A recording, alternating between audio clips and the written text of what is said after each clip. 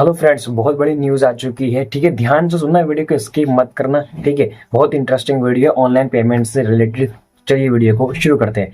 तो फ्रेंड, यहाँ पे सरकार ने बहुत सारे चेंजेस कर दिए। एक एक चेंजेस को ध्यान से सुनना, तभी तो आप समझ पाओगे ना भैया ये चेंज क्यों किया और क्या पूरी डिटेल बताऊंगा आपको। ठीक है, तो फ्रेंड देखिए, सबसे पहले दोस्तों आपको यहाँ पे सरकार ने चेंज किया है कि आपका जो यूपीआई पेमेंट की एप्लीकेशन है, ठीक है, अब यूपीआई पेमेंट जो एप्लीकेशन होती है बहुत सारी, जैसे फोन पे, गूगल पे, पेटीएम वगैरह, ठीक है, जीपे वगैरह। तो आप यहाँ पे जो है कि इनको देखिए, जो भी यूपीआई एप्स हैं जिनसे यूपीआई पेमेंट्स आप कर सकते हैं, उनके लिए सरकार ने कुछ नियम ला दिए हैं। तो आपका क्या करके बताता हूँ। तो देखिए फ्रेंड्स, एक तो सबसे पहले जो है कि आप अपने यूपीआई एप्स में, किसी भी यूपीआई एप्स में स्क्रीनशॉट या स्क्रीन रिकॉर्डिंग नहीं कर पाएंगे। अब इसकी मैं वजह भी बता दूं भैया, ये भी तो होना चाहिए ना भैया, सरकार ने क्यों करा। तो इसकी वजह देखिए, एक एप्लीकेशन होती है एनी डेस्क, जिसकी वजह से जो हैकर होते हैं ना, वो आपकी स्क्रीन को उसकी वजह से एक्सेस कर लेते हैं। और फिर जैसे कि आपके फ़ोन में जो भी ओटीपी वगैरह आता है या आप यूपीआई पिन डालते हैं, वो उसको देख लेते हैं। उसके बाद जो है कि आपके फिर बैंक अकाउंट से पैसे निकाल लेते हैं। भाई जब आपका उसको ओटीपी वगैरह पता चल जाएगा, जब वो आपकी स्क्रीन को प्रॉपर आप ये देखिए कि वो वॉच कर रहा है,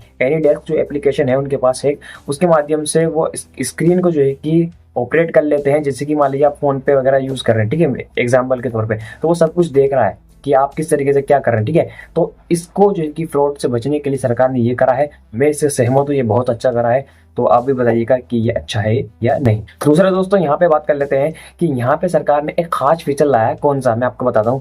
रात के 11 बजे से सुबह 6 बजे तक आप अपने पेमेंट्स को लॉक कर सकते हैं। सरकार नहीं करेगी, आप खुद चाहे तो कर सकते हैं। वो ऑप्शन जो है कि यूपीआई पेमेंट्स में आपके आ जाएगा। अब इससे क्या होगा, रात के 11 बजे से सुबह 6 बजे तक, यानी कि मान लीजिए आप, जैसे ये मैं बता रहा हूँ, कोई हैकर्स आपके फोन को जो हैक कर लेता है ऑनलाइन पेमेंट के सिस्टम को, तो वो खुद भी जो है कि पेमेंट नहीं कर पाएगा। भाई उसको अगर आपका यूपीआई पिन पता चलेगा, जैसे मैं बता रहा हूँ, तो जाहिर सी बात है यूपीआई पिन डाल के पैसे निकाल लेगा। लेकिन अगर आप रात के 11 बजे से सुबह 6 बजे वाले ऑप्शन को ऑन कर देते हो, यानी कि पेमेंट्स को लॉक कर देते हो, तो वो जो है कि वहां से पैसे नहीं निकाल सकता। तो ये था जो सरकार ने दूसरा फीचर जो है कि यहाँ पे लेके आया है। अब दोस्तों बात कर लेते हैं यहाँ पे ट्रांजेक्शन पे, यानी कि बड़े ट्रांजेक्शन पे यहाँ पे भी कुछ जो है कि वो कर दिए हैं कानून। देखिए, अगर आप दोस्तों 50,000 से 1 लाख के बीच में ट्रांजैक्शन करते हैं, तो आपसे यहाँ पे कुछ पूछताछ हो सकती है। क्या, जैसे कि आपकी मदर्स का नाम या फिर आपकी डेट ऑफ बर्थ। ठीक है, ये जरूरी है, ताकि ये कौन करेगा पूछताछ, ये सरकार नहीं करेगी, आपका बैंक करेगा। जिस भी अकाउंट में आपका बैंक है, अगर आप 50,000 से 1 लाख के बीच में यानी कि ट्रांजैक्शन करते हैं, तो बैंक आपसे ये पूछ सकता है कि